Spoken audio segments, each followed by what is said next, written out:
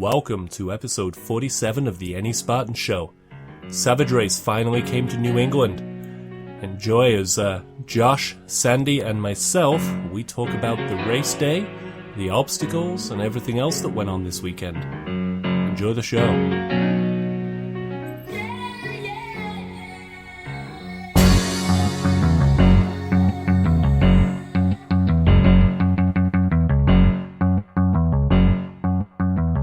If this is your first time listening to the show, thanks for checking us out. We record roughly weekly, and you get to listen to myself, Paul Jones, Sandy Ree, and Josh Chase chat about the obstacle course racing scene. We also do interviews with race directors and business owners in the OCR space.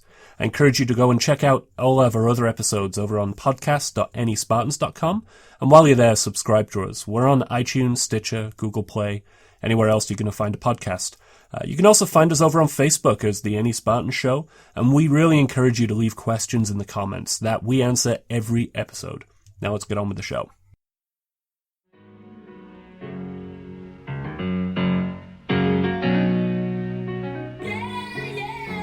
Welcome to the Any Spartan Show. You have myself, Paul Jones, you have Mr. Josh Chase, and Miss Sandy Ree. Hey guys. Hi, everybody. I believe she's Mrs. Sandy Ree. Mrs. Sandy Ree.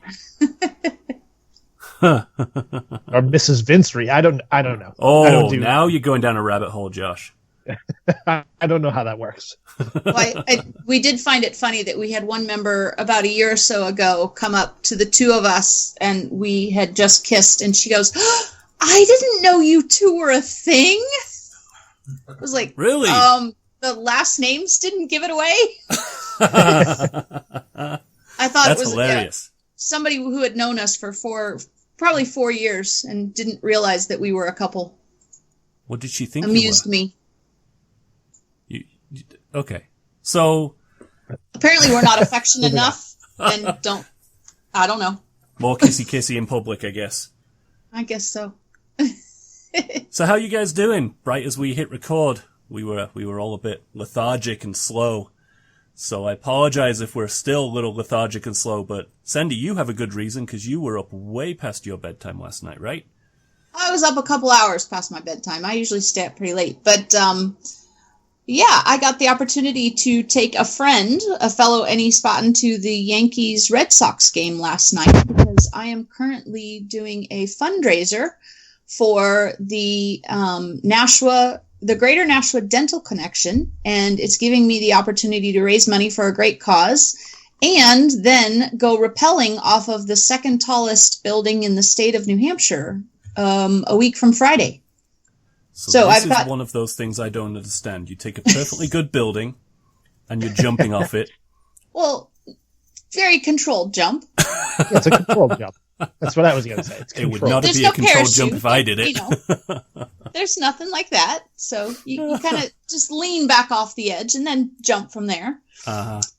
But yeah, I'm still quite a bit short of my goal. So I decided that I had a spare ticket to the Red Sox-Yankees game last night because Vince's back was hurt and he wasn't able to go. And so I thought, what a great way to do it. Raffled it off. And unfortunately, the first winner was unable to attend due to logistics reasons, so I drew again. And myself and Rachel Cohen went and had a nice dinner at Sweet Cheeks, and then got to watch the baseball game, and the Red Sox won.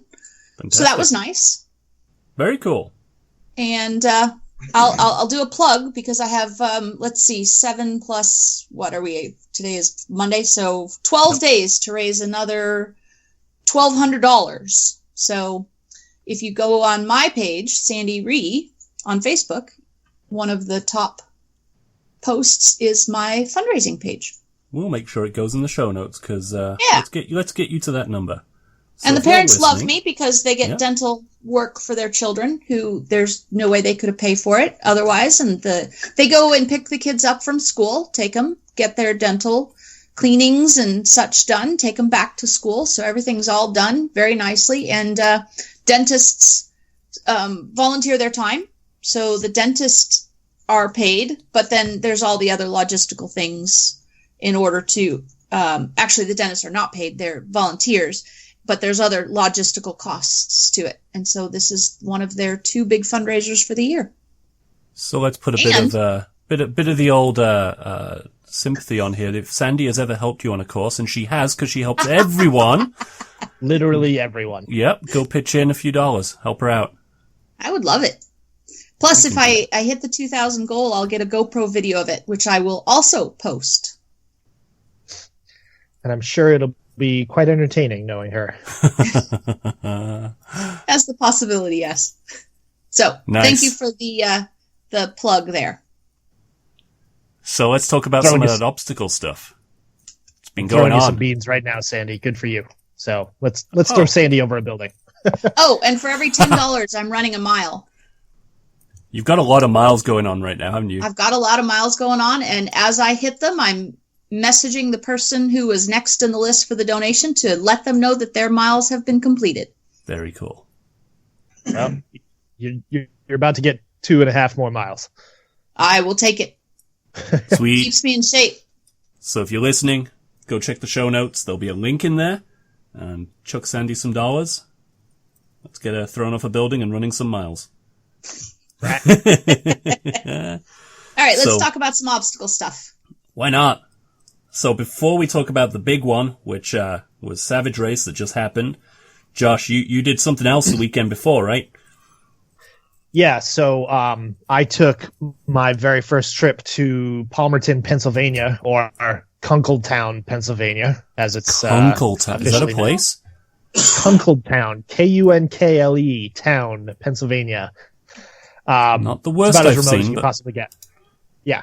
Well, we were right down the street from a drag strip. Like, it was in the middle of a neighborhood. They had, 1/8 of a mile drag strip races on Saturday nights. That kind of drag strip. Yes. Yeah, no, not yet. It's a whole different kind of obstacle. I don't think they're very supportive of that lifestyle where we were in Pennsylvania. So, first year at Palmerton and was significant for me for 2 reasons. Obviously, the first time I was going to Palmerton after hearing, every year, every race has its own kind of, gimmick. And Palmerton's big thing is they have this double sandbag carry that is supposed to be one of the worst in all of obstacle racing history. So I was eager, quote unquote, to get that. You just had to try it? Yeah, I was super eager to get that. Couldn't wait. Palmerton is also typically a place where they try out a new obstacle. So if you were at Palmerton last year or you were at Tahoe last year, you probably saw or experienced an obstacle called Ape Hanger, which is essentially a rope climb out of a water hole, and it's a metal ladder. You know those rope ladder style things, like what they have at the loft, they're hanging down from the ceiling. So it's a metal ladder, monkey bars, and it's a pretty lengthy monkey bars. It's got to be probably about 30 yards, and it inclines up into the middle. And this is a loose, monkey bar that sways side to side depending on what side you put weight on it.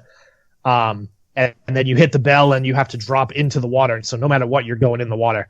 But it was a great obstacle. I think they should bring it to every Spartan event because I thoroughly enjoyed it. But, the mountain there is great. I'm not going to spend a ton of time reviewing another Spartan race because they're pretty typical, but I will say this, little humble brag style. It was also the first time I ran competitive Spartan. And, so they did the super on Saturday, which I did in 3 hours and change or so. And then they did the, sprint on Sunday. So I ran competitive sprint. It was fun. I had never run a competitive Spartan race before. I always ran open, or I always ran just kind of, with a group of you guys to have fun. It was pretty fun. It's kind of like Ragnar, where you're eager to take down the person in front of you, and you're going back and forth with the guys next to you. And I'll tell you, my desire to run elite, competitive, and pro short course races has been a little rekindled. So I think you might see me doing a few more of those over the course of this year.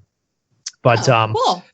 And how did you things do? I'll just throw out. I did pretty well. I finished 6th in my age group and Nice. 30th overall. Very Nice. So pretty good finish. And I'll tell you this, it was an NBC event. So this is the Blue Mountain Challenge, it was dubbed. So you're going to see this on NBC. All the big names were there. Atkins, Hobie. Hobie won it handily. At least the first day. Ryan Atkins won the sprint the second day. But they had a bucket carry like nothing you've ever seen. Not very steep, but lengthy. It started at the top of like a bunny slope, kind of ski slope. And it was so long, it had to be about 100 yards in one direction before you turned and went back. It was so long, they actually made it go into the festival area. So the crowd kind of looped right around people as they were carrying the bucket. It was a unique way to do it, kind of building the festival area into the obstacles themselves. So that was a nice touch by Mr. Jay Barnes, the resident, new norm, essentially, as he's been dubbed. But all in all, it was a great weekend. I actually really loved the course. I loved the event.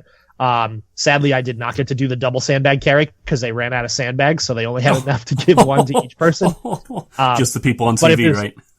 Exactly, yeah. And if there's any indication as to how hard this sandbag carry was, the ski slope we took it down was dubbed Nightmare. So that was the ski trail that we took it up and down, and it was intense. There were people there for quite a long time. So, all right. So, compare it to Worlds last year. Worlds was half a mile up, half a mile down the ski slope with the 50-pound rec bag.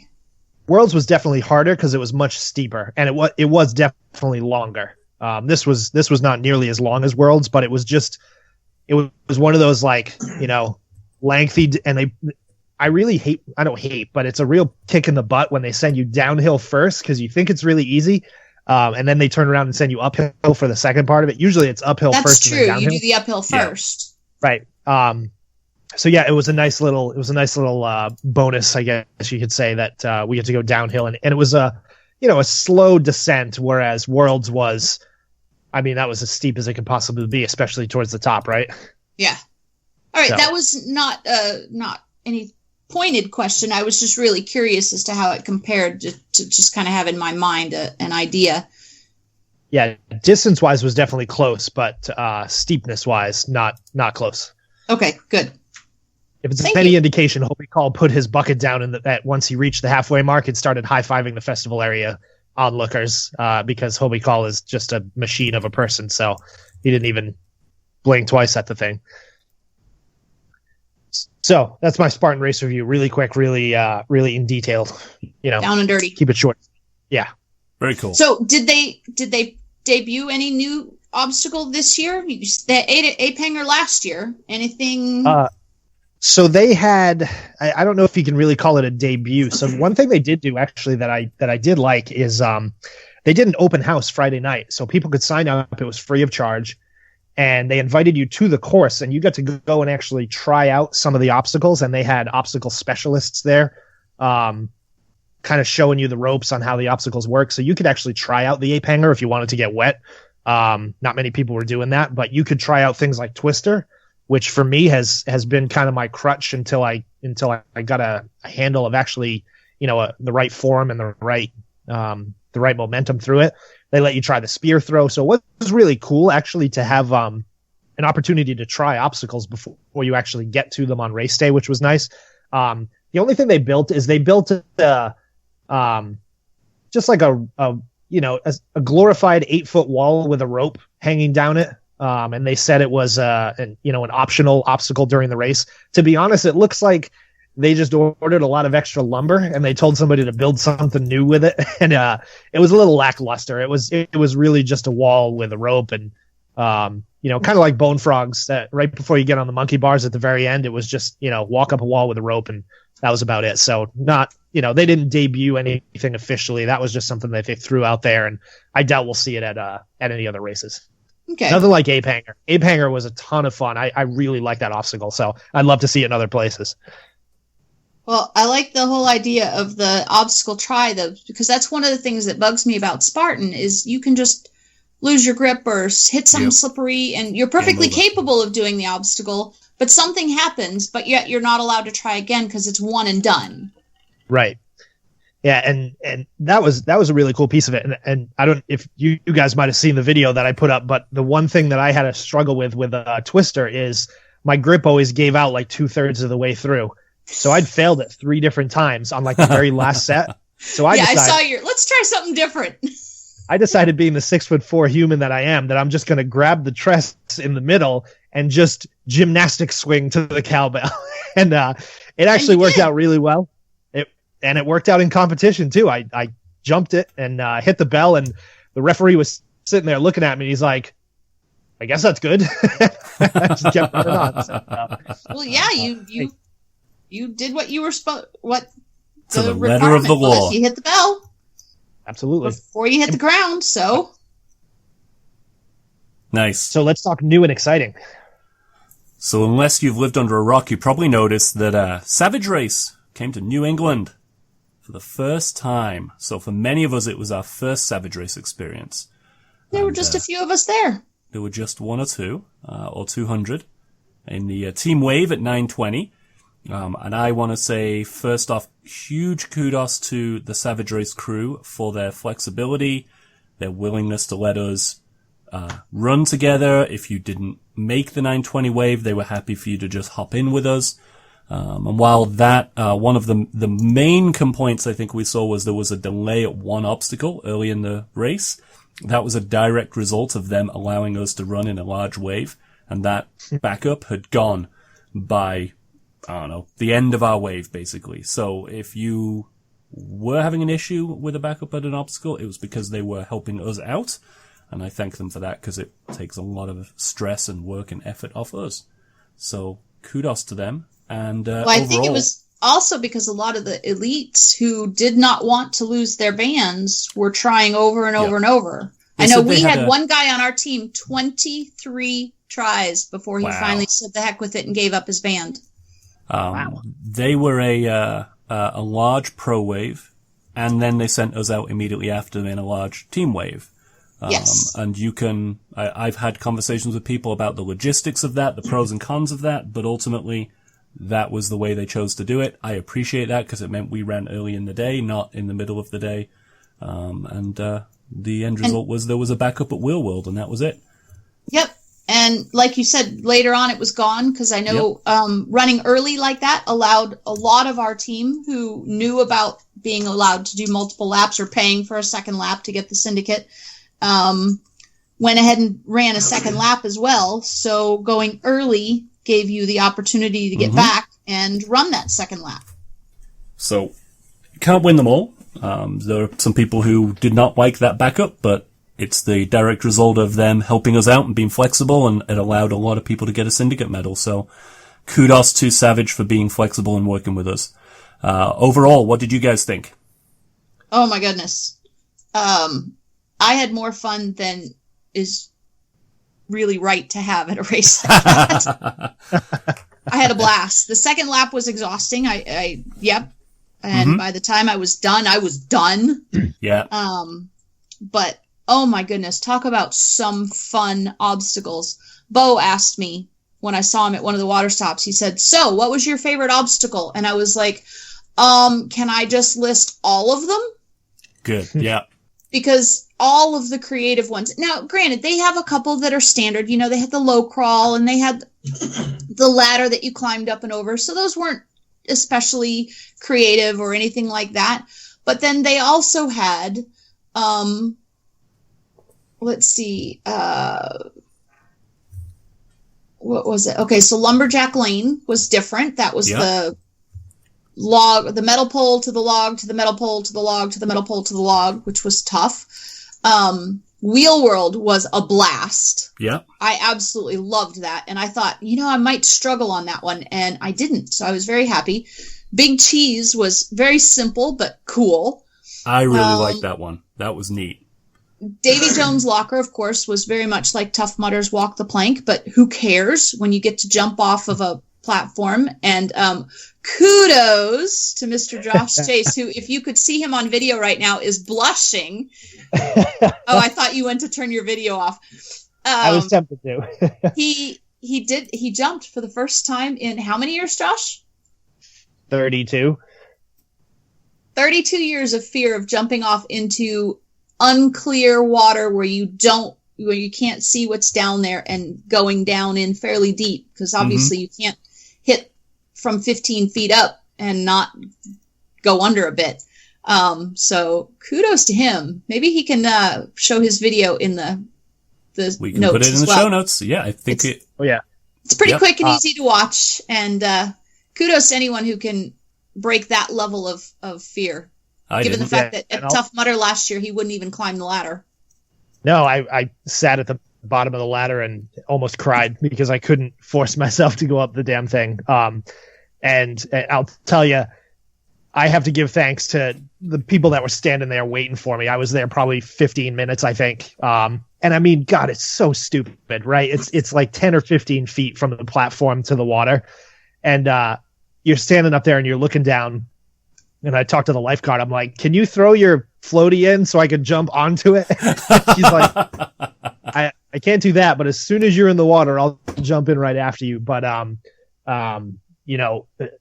Kevin Grant was up there and kind of gave me a pat on the back, and Molly was there, and Kevin D and Nana O'Keefe and her daughter were there cheering me on, and they all waited there for 15 minutes. The one person I felt bad was not there is Josh Grant. He's been working with me to kind of get over this. He took me through Tough Mudder at Mount Snow a couple weeks ago and went through some of the more simple water obstacles and kind of talked me through it. And again, if you know me, this is a fear that I've dealt with for literally 30 years of my life. I don't do anything involving water. I don't jump off things into water. I have just an absolute crippling fear of being underwater. And I looked at Molly was sitting there next to me at the top, and she had jumped twice already, and she's like, come on, I'll go with you again. I looked at her, I was like, well, I've lived a good life, right? And I just jumped off. And by lap 2, this is the best part. By lap 2, I went up and jumped off the thing 3 more times. It actually started to be fun after a little while. And it's amazing I know there were other people, like Shayna was up there for 15 or 20 minutes, she said trying to, get over it. And it's so weird because when you look at the video of me jumping, and I'll post it again, it's literally like 1.5 seconds, right? Your feet leave the platform, you're in the water, you're up above the water again. It's no time at all, but just the amount of fear that I had to get over to get to that was it's crazy. And like I said, I'm sorry Josh Grant couldn't be there because I know for him it was a big moment, but we'll see how King of Swingers works out if it makes its way to Loudon in August at Tough Mudder. So I'm eager to see if I'm as ambitious to try that. We'll see. I think you're going to be just fine. And for those of us who have had that fear in the past, I've been working. So the first time I did walk the plank back in 2011, I had a full-blown panic attack. 30 minutes of heart racing, shaking, nausea, you name it, full blown. And it took me that long to jump. And since then, every time I've done it, it's gotten a little bit shorter, but even last year, it was still definitely there. You can talk to Rob, who does a lot of the water obstacles as the main lifeguard for Tough Mudder. He had to talk me through it a couple of times last year even. And yesterday, for the first time, I didn't even hesitate. So it was big for me too, but not nearly as big. But it's been a 6-year progression. So when you have that fear, it's really a big deal. And there are a lot of people who go up there and go, I don't know what the big deal is. But there are just as many of us who go up there and go, I know what the big deal is. Some of us don't even go up there. Yeah, right. Paul won't do it at all. Nope, walked right on by. I'm going to take one for the team and everyone who is not going up there and not jumping off. I have no desire. It's not a fear I want to beat. So, Sandy, 35-foot cliff jump at World's Toughest Mudder. What do you think? I think I'm going to be able to do it. Nice. I've been doing the visualization right before bed every night. And like I said yesterday, I didn't even hesitate. I mean, there was nothing. My heart didn't race, nothing. And I have to say, I have to give kudos to Josh Grant because he helped me conquer a big fear just a couple weeks ago by letting me hold his son's tarantula. And I did it not once but twice, and that just being able to do something like that the first time, I'm feeling like it kind of transfers to other things too, because I've felt a difference even in the 2 weeks. And I'll tell you too, the biggest thing for me is I think having the support system of the group. Like when you're up there by yourself, convincing yourself to jump in is far more difficult. Having people around you, waiting there, like smiling at you from the bottom saying, we're here, nothing's going to happen. Like, you can do it. We're not going anywhere until you do. It's amazing what having a positive minded group and friends like Josh and everybody to help kind of get you through it. So many thanks, awesome. Infinite thanks to all of them. So absolutely. Too bad go ahead. Sorry, go ahead. No, I was going to say, too bad I didn't have my cell phone because I could have videotaped your attempts just like you videotaped and ran out of room with me at, what was it called? What is the name of that obstacle? Dragon's Back. Dragon's Back. Yep. At Worlds the first year. When you finally says, I ran out of video room. You filled it up. So while we're talking about savage obstacles, some of the questions that people had fired in for the end of the show, we could probably answer them right now. Awesome. Mr. Punton, who's been on the show, asked if we feel that any of the obstacles at Savage Race were simply too difficult. And even though I walked right on by things like Colossus, no, there was nothing at Savage that I felt was too difficult. There were certainly difficult obstacles that I couldn't do, but that doesn't make them too difficult. I think but that's relative, right? What do you guys think? I think the only one that could potentially fall into that category was Twirlybird, which for those people who aren't familiar with the names or aren't familiar with the obstacles, you started on just a raised step and you grabbed a hold of a ring and you went from the ring to what I can only describe as, it looked like a flogger. It was a series of very thin ropes hung in a grouping. So you grabbed that with the other hand, and then you went to another ring, and then another rope, and then another ring, and then another rope, and you rang the bell. For those of us that have difficulty holding on to things that are vertical, that was an impossible obstacle. It was also quite literally the last obstacle. It was. Very specifically the last obstacle. Says something you have to work on. Yeah. Yeah. I think, go on. I was just going to say, I think it's a perfect way to end the race. And for me, it did take me probably 5 or 6 tries to get it. Now, I wasn't pro, but I was spending time there, and I was going to continue to try it.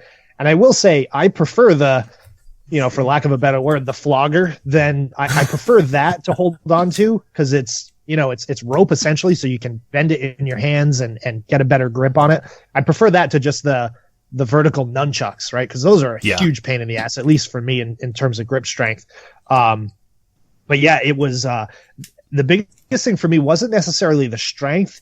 It was getting a smooth transition from holding onto the flogger to letting one hand go to grabbing the next grip and not like accidentally punching the grip out of the way or completely missing it completely and falling to the ground. So, that was definitely their hardest obstacle. And Sam said that when he was on our podcast a few weeks ago that was the one. And for all those people that out there that are going to, inevitably give me crap for being tall and saying I could skip it, the rings were so far apart where I absolutely couldn't. Yeah. I couldn't. I could reach both rings, but I couldn't swing far enough to get to the following ring. So it just even Josh's wingspan was not enough. Let's put it in context too, right? If you're running a pro wave and you were trying to keep your band and that was the final obstacle, you're going to stay there and you're going to keep working on it until you get it. For everyone else running the opens, there were no penalties for failure. There were no penalties for bypassing.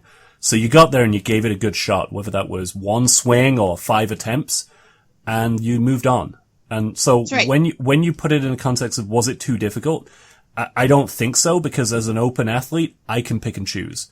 And there were enough obstacles there of enough different variety that if I skipped a couple, I didn't feel like I'd missed out that much, right?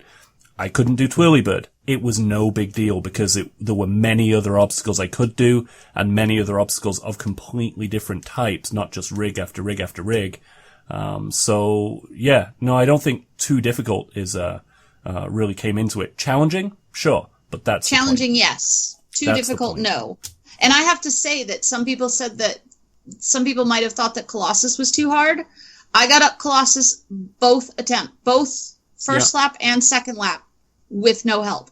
Yeah. No, on the second one, Debbie was holding my leg just in case I slipped. She just was a little bit of support, but nobody actually pulled me up or did anything. And that surprised the heck out of me. I was on cloud 9 the whole rest of the day after getting up Colossus by myself. Now, as a related question from Mr. Landman, what about some of the obstacles that didn't have a block or a step for shorter/female athletes?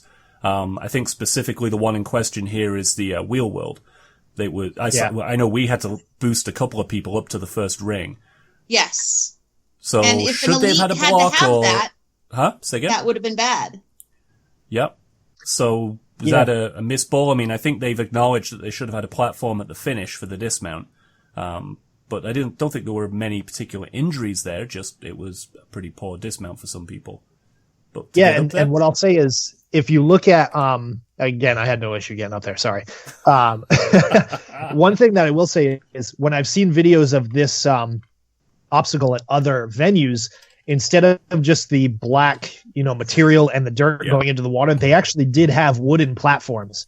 So it could have just been, a lack of material to get the platforms built. But we did see a few people, kind of eat dirt, both jumping up to the wheels and trying to dismount. I mean, the attempt to dismount was definitely the biggest issue. Most people made it to the last wheel and then just spun there like hanging fish at a fish market without anywhere to go. I have on video, I grabbed Jess's leg as she spun by, and she yelled at me to let go of her leg because she realized she was about to come off the wheel, and that would have not ended well. I was one who ate it on the dismount where somebody had their hand and was trying to help pull me in a couple of inches, and our hands slipped apart, and I slammed full force down on my side, full body. Ooh. But I was not hurt until I reached up to grab the pole to pull myself out, and I grabbed the cotter pin and put the cotter pin through my finger. Ouch. I'll tell you this. I'll give you a little obstacle secret. This is the way I got through it. Is before transferring. Well, shut up. So if you're not 6'4", and I know this worked for other people because I helped them. Instead of transferring both of your hands to the last wheel, keep one hand on the fourth wheel and your other hand on the fifth wheel and pump back and forth. Yes. And you guys can see what I'm doing on the video and nobody else can. But pump yourself back and forth and you use the momentum to just throw yourself to the end. And it worked for like 3 or 4 people that I was coaching through it. So I want to give a shout out to Shayna, who I saw come through. She one-handed each wheel and just kind of swung around, grabbed the next one, swung around, and just alternated her reach. And then right at the end, she came in on the last wheel and just stuck an arm out, grabbed it, and pulled it right off. No problem at all. I watched one guy who, instead of putting both hands on one side of the wheel, the wheels were they hexagons or were they octagons? So they weren't technically wheels. They were either hexagons or octagons. Five-sided. They were 5-sided, I think. No, because they were parallel sides. So it was either 6 or 8. Okay. All right, let's go with 6 then. He had one hand on each of the 2 parallel bars so that he was perfectly straight on to the exit. And as he swung back and forth, he didn't spin at all because he was balanced between his 2 hands, one on either side of the wheel. And then he was able to just hop right off. Am I describing that well enough that you can get a visualization in your head? Yeah, he just made it like monkey bars, essentially. He just kept going straight through. Yep, just vertical monkey bars with your fists facing each other. Yep. Yeah. I mean, there were a bunch of different techniques to get through it. But yeah, I mean, putting a block there for short athletes, putting a landing pad or a takeoff pad would have been a help. I think one thing people... Yeah. I think he acknowledged that already in a comment today. Yeah. I was actually talking to them when they were the day before we opened, and they were saying that this is a relatively small build for them, being a first-year venue. So the obstacles they build were not built with the throughput they normally do for bigger races. Down in Florida, they can send out waves of 500 people, and they have obstacle builds that handle that. So, they built this for a much smaller volume than they normally do. So things like that, I mean, that's an easy one to fix. Yeah, so when they come back next year and have twice the number of people, it'll be different. That's the plan. Yeah, and I'll tell you, they, overall, if I'm rating on a scale of 1 to 10, it's a solid 9 and change for me, and same. That's only because I'm the school teacher that never gives out A pluses. Yep. But yeah, I mean, their obstacles were super refreshing because it was stuff that we'd never seen before. Lots of upper body stuff. The one thing that I don't know why it was so fun for me, but the one obstacle that I really enjoyed, and I'd love to see it bigger and longer, was that the parallel bars over water where you had that was my favorite. Yeah. Polecat. I really you had to enjoyed A-frame Polecat. yourself. Yeah. If they made that like 50 yards, I feel like that would be like super entertaining to watch. If they had like 3 or 4 of those, because you changed direction halfway, right? You No. them. If you changed direction, you did it wrong. Oh. Really? I did it wrong. You were not supposed to stop in the middle. You were supposed to. But So there was if a you platform. started You had to stop. with your hands higher than your feet, Yeah. you were supposed to then bridge the gap without ever touching. The sport in the middle was just to keep everything from being too wobbly. Oh. Then on the second half, your hands were lower than your feet. Okay. I didn't No, know you that. were not And there was supposed to turn around. I didn't see anything about that. I stopped in the middle and moved and went back on again. Still one of my So did favorite everybody obstacles. else around me, but it was still fun. Good job I wasn't going to win. So that one was very cool. The one that was surprisingly exhausting, Mad Ladders. Was So that they the had rope the ladder to rope the ladder pole? with the Yeah. wooden rungs, Yep.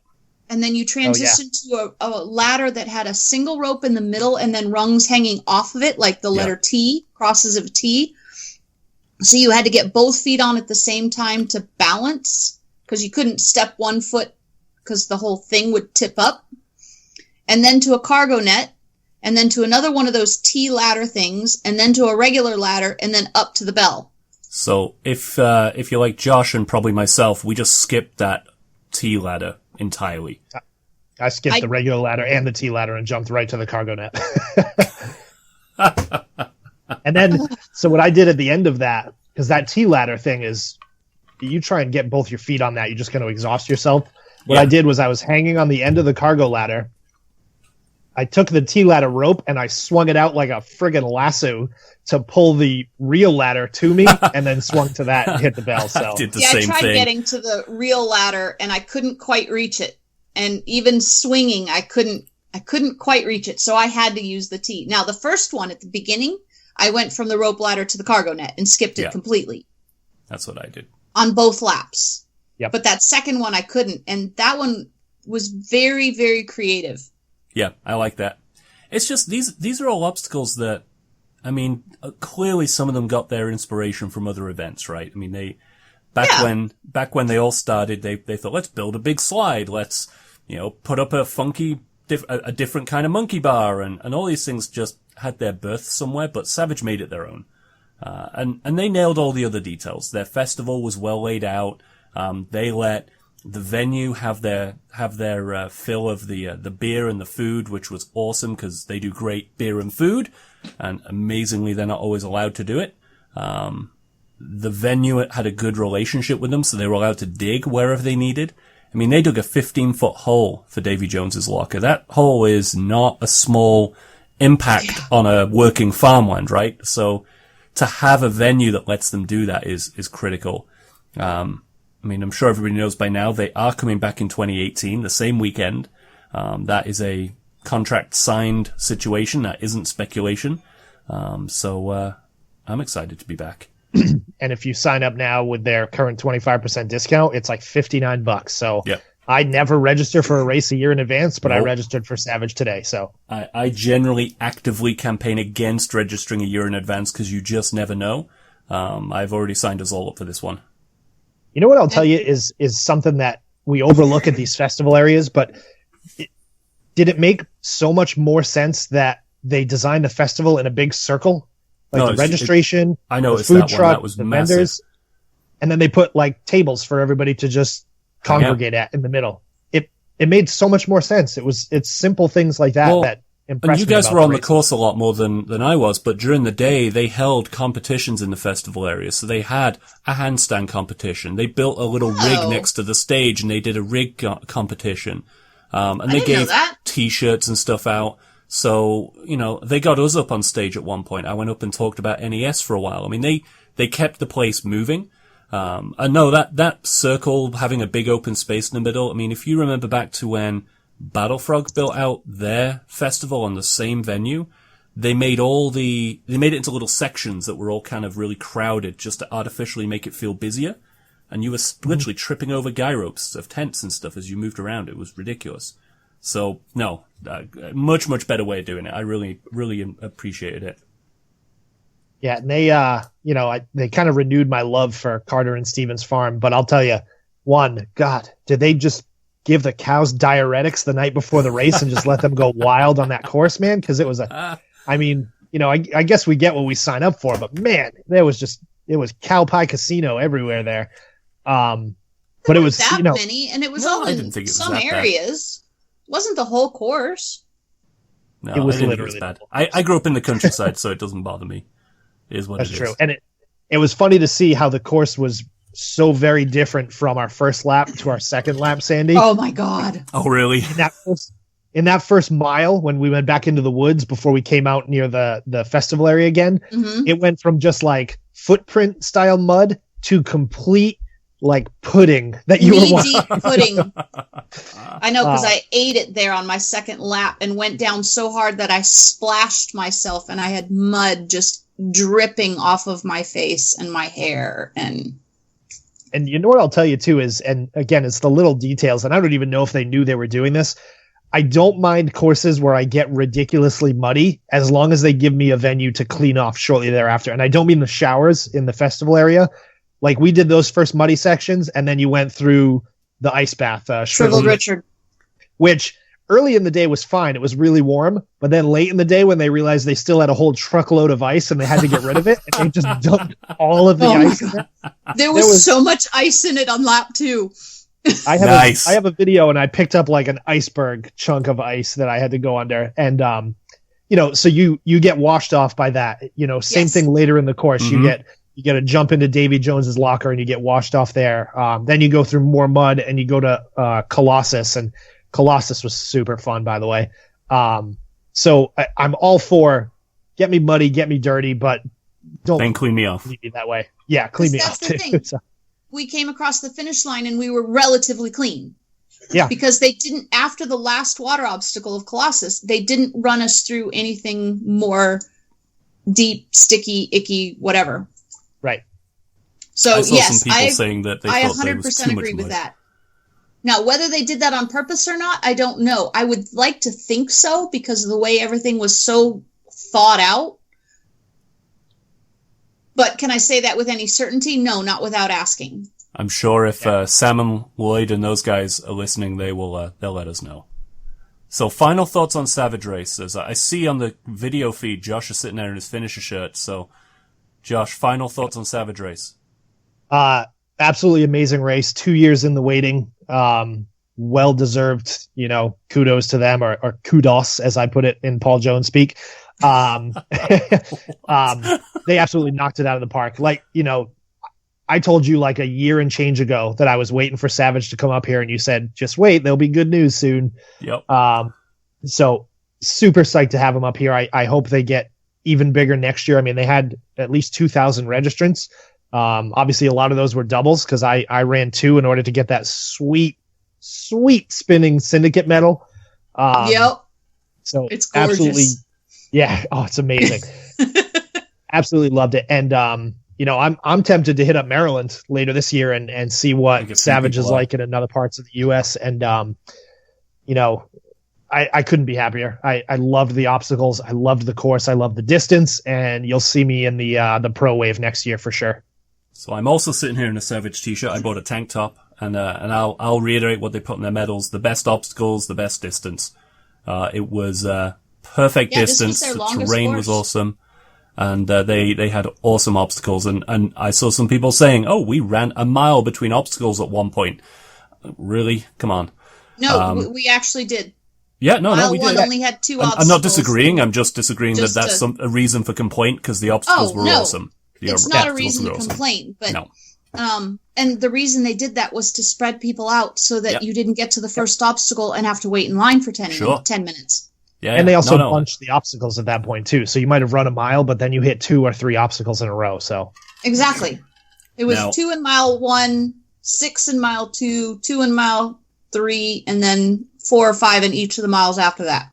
Because I actually about looked you, at that Sandy? before we started. Final thoughts are, not only am I going to sign up for next year, but I'm also going to look to see, I already have their calendar pulled up to figure out what other events are within a respectable travel distance that I can actually make work. So, final question, and this is the controversial question that everyone wants to hear is, Spartan or Savage? Oh, Savage. Savage. Go on, That's Josh. easy. Josh is hesitating. You can see the look of contemplation on his face. it's like the Super Bowl after the game is over. And I know you don't watch American football, Paul, but like That's the one with the ball, I know. after every single Super Bowl, the inevitable argument is, was this the greatest Super Bowl of all time? It's so very fresh that I had a super fun time. Savage. Love it. I'll end it there. So we got a handful of questions that came in, but one of them I think we can talk about before we just knock out the last couple of here is, for those who are members of NES, and by members I don't mean you're in the Facebook group, but you're actually a bought and paid 2017 member, we have nominations going on this month for the board of NES for 2018. And Amber Galindo is asking for an update, which I don't think the update is there is any update, because we said that it's going to be open all month, and we're not going to, we're not giving a running total of who applied for what and what's open and what isn't. So I think I have not even looked. No, so the update is no update. To my inbox, and I have not looked to see. We want people to run for the board position that they really and truly want and feel in their heart that they want. Yeah. Not which one is open. Which one could I get? One of the things she asked understand- about. Sorry, go ahead. I was going to say, I understand that there are some people who are really passionate about 2 of them. And if that's the case, you can give me a call and express your thoughts, or send me a message or an email. And maybe I can help you work through that. But as far as, we want people who are passionate, who are going to take ownership of the roles, because we have some ideas of what they should entail. However, we're not going to say, well, you have to do this and this and this and this. We want you to run your chair position to the best of your ability. And I do want to emphasize that if you are running for a chair position, that doesn't mean you have to do all of the work. It means that you are taking responsibility for the work getting done. Whether that's you, whether you recruit people, whether you have partners, however you choose to do that is fine. You're just making the pledge that you are responsible for it happening. And if your immediate thought when Sandy says that is, mwahaha, I get minions, then you're not the right person for the role. Correct. Damn it. Because that's happened too. And I also want to emphasize that when we open voting, we are going to emphasize and say several times, just to remind people, this is not a popularity contest. Yep. You have to look to see who you think has the personality, the drive, the stamina, the ideas, the creativity to do the very best job in each particular role that you vote for. And not just vote for, the person whose name I know the best. Yeah. Person I've seen the most at a race. He or she is a blast and I love to go out drinking with them. Well, that's great, but that doesn't necessarily mean that they're going to be beneficial in a board of directors position. And also, I do want to say that if you want the ability to vote for the board of directors, you have to be a paid member on or before September 1st, 30 days prior to the election. Couple if people more need more questions. information, can they reach out to anybody, or is there, if somebody has questions about what might be involved with a potential position, or questions on nomination, and absolutely who do they reach out to me. Yep. Okay. Just want to make that clear so people know.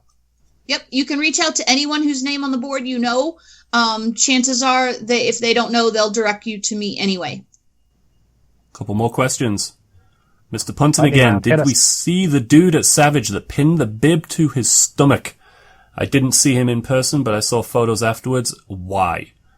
Yeah, I saw that a month or so ago. Not at this Savage. No, apparently he did it here. Oh, he did? Like stuck actual pins into his flesh? Correct. Through the skin. Right through. Okay. Yeah. Next question. There are people that do that. For fun. It's a fetish. Yeah. It's on the internet. That's another show. That's our other podcast, right, guys? I don't know what you're talking about. Mr. Punton, will OCR World Championships move overseas next year? Yes. Yes. Absolutely. That's pretty set in stone. And then Mr. Jim Will, start drama, bring up burpees. I think we all just answered that question when we said that Savage over Spartan. For me, a big part of that is the lack of penalties in the open wave. It's not needed, not necessary these days. Agreed. Do we want to close out the show with guesses at where overseas OCR World Championships will find itself next year? My guess is Sweden. Sweden? Yep. So if you check the OCR World's athletes group, there's a million guesses from Ireland to Southern England to Sweden, Norway, Amsterdam. I mean, they're all over the place. I know it won't be in the United States, Canada, or Mexico. Yep. No, I think you're right. It's not likely to be in North Korea. No, it's going to be in Northern Europe somewhere. Is my guess. Yeah, I'm going Malmo, Sweden. That's my guess. Malmo, Sweden. Oh, I'm not getting specific as a town. My guess would be I know in Sweden. That's not true. Stockholm, Sweden too. So. Well, I mean, the Northern Europeans, they've got a very strong OCR scene, and they put some very competitive athletes up, and they have a bunch of really solid races.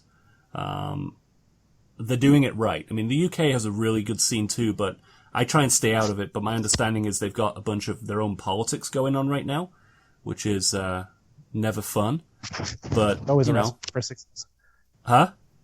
It's always a recipe for success. Oh, I know. So, yeah, I think Northern Europe, somewhere in Northern Europe. All right, guys. Any other questions that I've missed? Let's see. I don't think there are. Oh, Matthew Punton said, do we ever invite pros on the show, like Hunter McIntyre and Hobie? And I already answered him on the page, but it's worth saying no, because that's not what we're necessarily about. Speaking of that. Go on. There's other shows that do that. Yeah. Yeah, you can get interviews with pros everywhere. We're the talent here. Let's be honest. Let's be really clear about it. Absolutely. Do you remember, Paul? This will be my closing thought because we're going long. Do you remember when they announced Tough Mudder X? What you said, or who you said the race would be perfect for? Do you remember? Did I say Hunter McIntyre? Because I still think it would be. You did, and do you know who won it? No. Hunter McIntyre. Hunter McIntyre. Yep. So, call it to you, friend. Have they held one of those now or two? Just one, just this past weekend. Okay. We should do some research on that. For some reason, I thought this past weekend was the second one. Didn't they do one in Nashville? No, they had a 5K Tough Mudder in Nashville that they were doing. Oh, at the stadium. Yeah. Okay. What was that? Tough Mudder small or something? Tougher Mudder a half or? Tiny Mudder. Tiny Mudder. Not so tough Mudder. Mildly and with tough that, Mudder. I think we should call it. Good night, guys. I think so. Agreed. Thanks, Speak everybody. To you soon. Bye. Bye.